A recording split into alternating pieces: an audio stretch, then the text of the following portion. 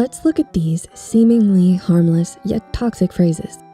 Number 1, it's not the worst thing that can happen to you. Wow, that stung. This phrase carries the implication that you're ungrateful or weak. It indirectly adds shame and guilt to the person who is already suffering. Pain is subjective and relative to each person, so comparing it or trying to top it is not helpful in the least. Even though what someone is going through could seem minor to you, that same issue could be a colossal obstacle for someone else. Number 2, I told you so. We all know it can be tempting, but we also know fully how painful it is to deal with someone who's gloating over us with, I told you so. Especially when we've gone through the painful step of admitting we're wrong and are now going through the equally painful task of righting that wrong. No matter how much insistence there is that the phrase is being said to educate for the future or to show you care, it only sends a message that you can't be trusted or confided in, as a mistake means humiliation and condescension. Number 3, it's nothing, don't worry about it. Similar to the first phrase, saying something is nothing is not helpful. We understand that it's meant to give a wider perspective, as in the grand scheme of things, what has happened is not going to derail everything, so you're okay and can move past this. However, since it's such a short and abrupt phrase, what comes through is what you do and what you feel are unimportant. You don't matter. Ouch. Number 4, you're strong, you can handle it. Well, it depends on the context.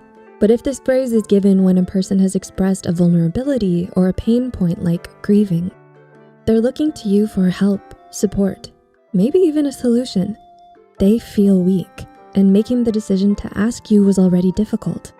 Simply telling them the opposite, you're strong, you can handle it, is the equivalent of saying, I reject this weakness you're showing, I refuse your request for help, deal with it on your own.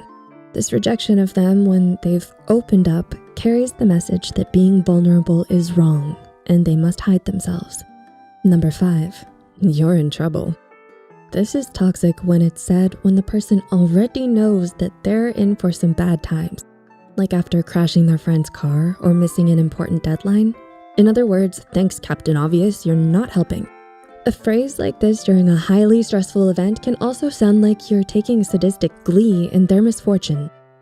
If this trouble was told in confidence to you, meaning the person needs at least a sympathetic ear, this phrase sounds almost like a betrayal of trust, and they may think twice about opening up to you in the future about anything. Number 6, time heals everything. This one comes off sounding like a disinterested, lazy, or meaningless platitude. It's right up there with, this too shall pass, or time heals all wounds. It sounds like something someone says so they don't have to deal with the person with the problems anymore. When someone is in the deepest part of grief, or in the depths of intense emotion, this phrase sounds flaky and unreal. It also sounds like a lie. Time isn't Wolverine's healing factor. Time is what allows a person to adapt, process, and cool down from the peak intensity of emotions. That's it. Profound things will always leave a mark, barring amnesia. Generally, we know we're just trying to help, and we say these things because we feel the need to contribute and support somehow. Caring is good and necessary. To make those efforts more effective, we need to be aware of how our words come across.